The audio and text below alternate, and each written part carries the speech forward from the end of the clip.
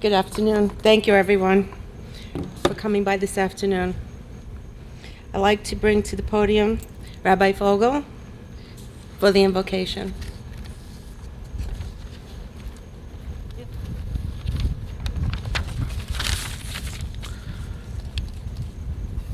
Ribono Shel Olam, Master of the world, bless all of us who have assembled here today in honor of Mary Ann Nadler.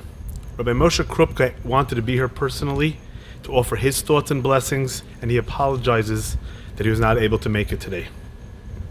As we approach Rosh Hashanah, the Jewish New Year, which begins this Sunday evening, our minds are focused on the topic of beginning.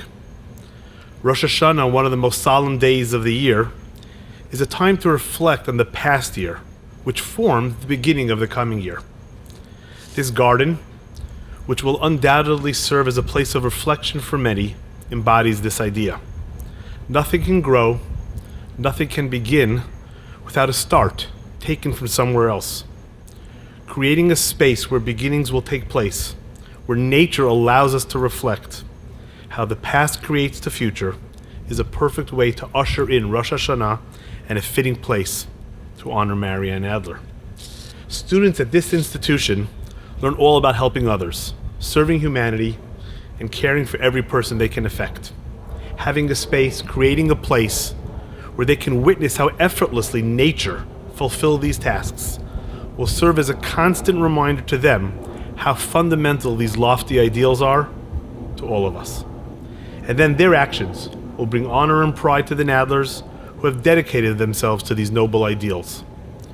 The flowering of life from a garden will remind us that a garden is not one tree or one plant. It's a gathering of many individual plants to form one unit. This garden, like a family of connected lives, will bring together people in the embrace of life, each part supporting another. All those who enter our campus will be enriched by this garden, which exemplifies the Nadler's dedication and support for one another. May this garden, a place of beginning and serenity, be a constant source of comfort and inspiration to all of us. Amen.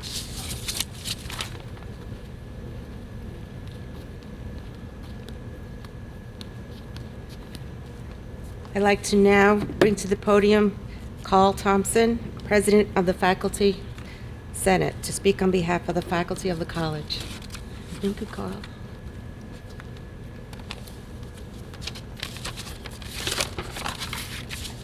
So, thank you very much for this opportunity to represent the faculty. So, as many of you probably know, I hail from a rural area. I'm down south with a real agricultural background. I grew up with everyone having a vegetable garden. Okay? Little did I know that we were on the forefront of organic and the green movement. We didn't know what a pollinator garden was. We just called it a flower bed to do this. But the importance of providing a safe haven for our pollinators in order to assure a successful garden is well known, and now it is even more important than it ever before. Pollinator garden represents a diverse environment to provide for the whole range of pollinators that are an essential part of a successful plan to ensure optimal growth of our plants. The pollinator garden is beautiful, it's diverse, and it's functional. What could be more important to represent the overall purpose of an institution of higher learning? The pollinator garden is not unlike our faculty, beautiful, diverse, and functional. Well, maybe this whole idea of beauty is in the mind of the beholder, but you get the idea. Like the plants in the pollinator garden, we are here to dedicate today. The faculty is diverse and provides a nurturing environment for our students who go out and impart their knowledge on the world to make it a better place. I'm honored to be part of this dedication of such a beneficial addition to our campus. I hope the legacy of the new pollinator garden in honor of Mrs. Mary Ann Nadler will be a lasting and fitting tribute to Mrs. Nadler. On behalf of the faculty, I wish you and the garden a long and storied part of the New York Medical College family and community. Thank you.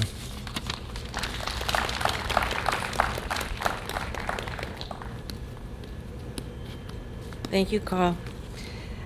I would like to bring to the podium Sasha Sunday, who will speak on behalf of the student body. Sasha?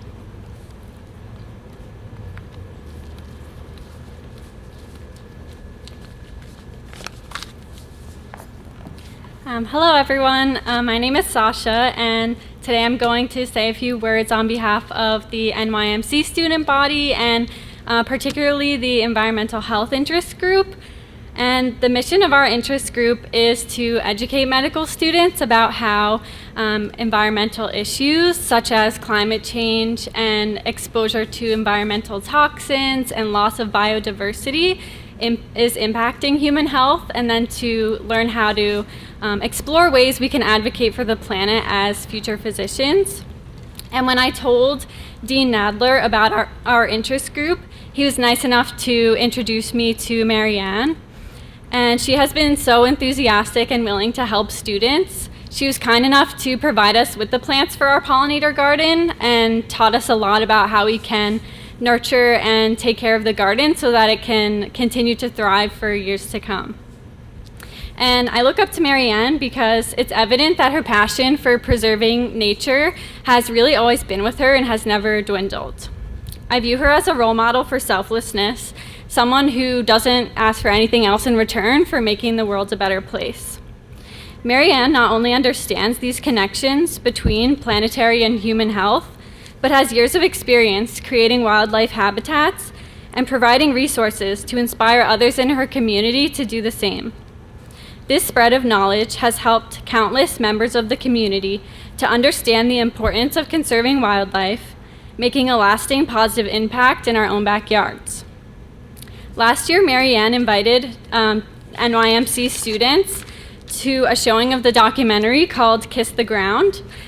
This documentary explains how composting leads to healthier soil with a more diverse microbiome. This ultimately allows more carbon to be sequestered from the atmosphere and can serve as an effective means of fighting climate change. As we are learning more about the integral role of the gut microbiome in human health, it turns out that soil health is not too different. It was through this documentary that we became inspired to start our own composting initiative on campus, and we now have approximately 20 students who are composting, and we will continue to increase participation by showing our peers how impactful this simple act can be.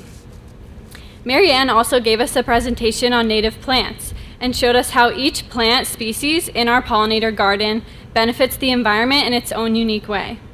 She shared with us that pollinators are responsible for 1 in every 3 bites of food. So by protecting biodiversity and providing pollinators with a habitat and a food source, we are also helping to protect human food security. Her kindness and generosity in helping with these projects will carry through generations of NYMC students to come. Marianne, you continue to teach us so much about the environment and sustainability that we will carry with us for the rest of our lives. Thank you for always showing us kindness, for being a mentor and a role model, and for continuing to make the world a better place. And I actually came across this poem the other day that reminded me of Marianne. It goes, "Thank you for always seeing it through. Everything around you blooms. For all the lives you touch, we appreciate you so much." Thank you.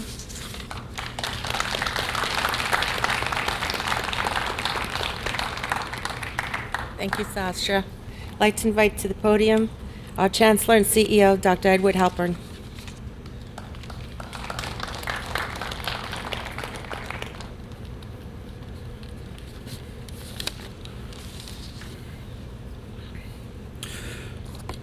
The president of the Faculty Senate, Professor Thompson, pointed out that he was credentialed to speak on this topic because you said you're from the South. That would be a place called Virginia, right?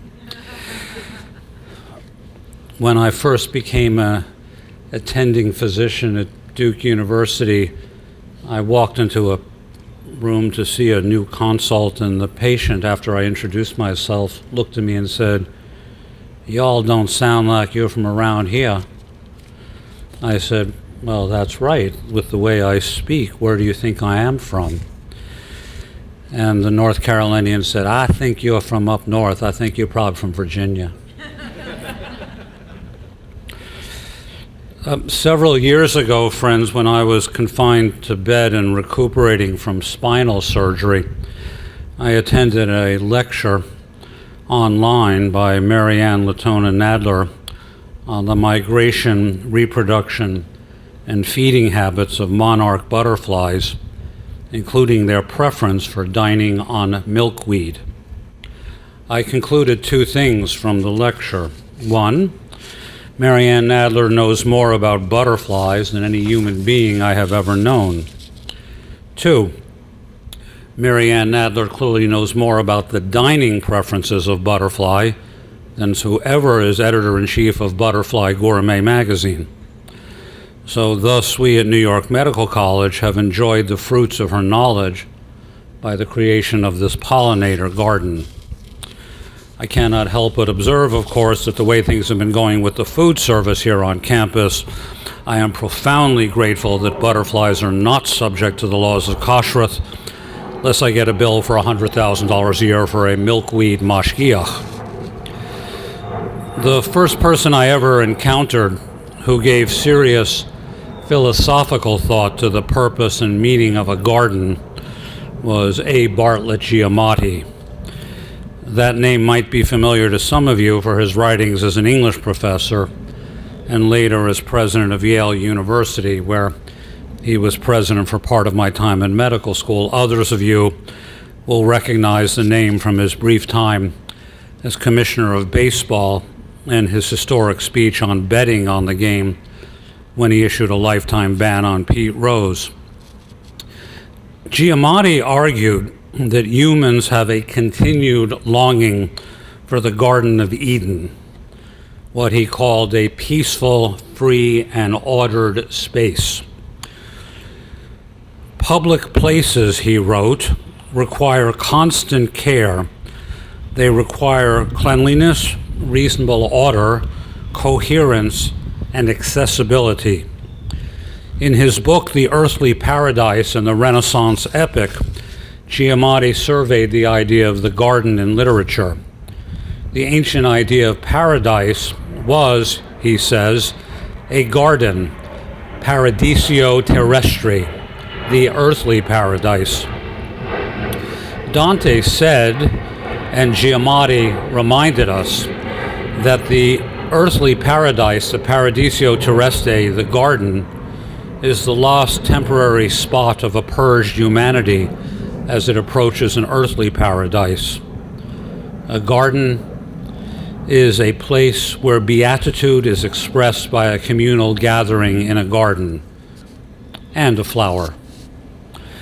And so we gather here to name a small piece of land where human hands have intervened to create a safe space and a buffet for hungry butterflies, and today a lot of bees. It is a free space, but it is intentionally not ordered. God did not make any 90-degree right angles in nature, nor did God decree that flowers be segmented in rows. This space is designed to please the butterflies and the bees, not obsessive-compulsive humans. It is created in honor of a person who cares greatly for these little creatures and the plants with which they are joined in an ecosystem. And so it is altogether fitting and proper that we do this naming. And so by the authority as Chancellor and CEO of the college, I hereby name this garden henceforth Mary Ann's Garden. And Catherine and Pamela, please. And so this garden shall be designated by this permanent sign.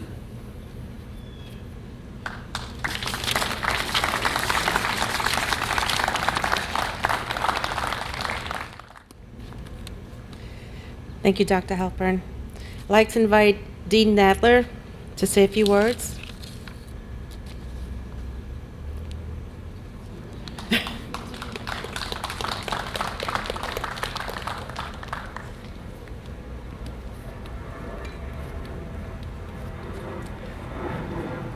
Well, so I didn't write a speech because I couldn't read it right now anyway. I do want to thank Dr. Halpern for organizing this, New York Medical College.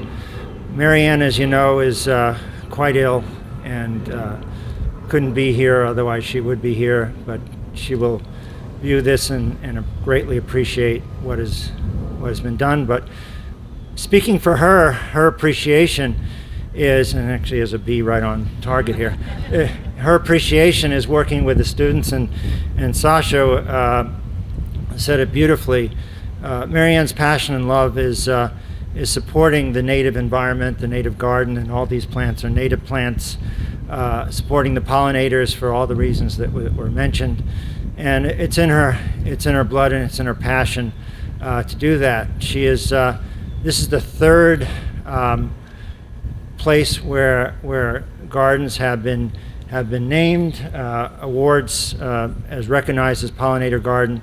It started in Virginia, since there's a Virginia connection. It started at O.F. Shalom, our congregation in Virginia, which became the first congregation in the nation to become a native habitat for pollinators.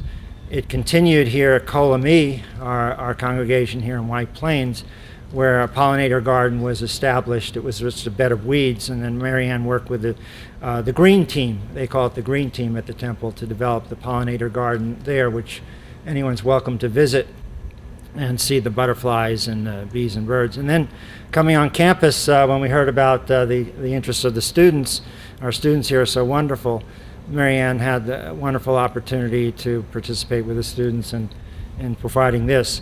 And then as Dr. Halpern said, if you go around the corner here, Marianne also sprinkles milkweed seeds around, and she put some milkweed seeds in the front.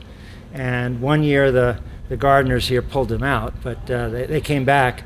And this year we were blessed with some of the butterflies that ate here. The monarchs seemed to know where to go, and they went around the corner and they laid eggs, and there were some beautiful monarch caterpillars that became monarchs around the bend.